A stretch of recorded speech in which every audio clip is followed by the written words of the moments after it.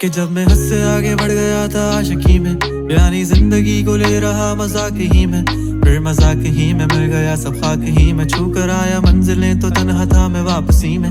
जैसे फूल तोड़े होंगे तुमने झोली भर के, मैं वो फूल जो कि रह गया था शाख ही में। जैसे ख्वाब ही में ख्वाब गाहे आँख ही में, पल से पल में क्या हुआ तुम रह गए बस याद ही में। एक सवाल मचलता है मेरे दिल में, कभी तुझे मैं भूल जाऊं या तुझे मैं याद करूं।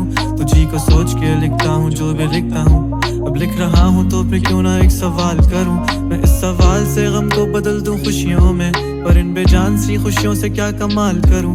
पर अब सवाल भी कमाल तू संभाल ले फिलहाल, ये सवाल बेचा चाल क्या मैं चाल चलूं। चाल चल तू अपनी मैं तुझे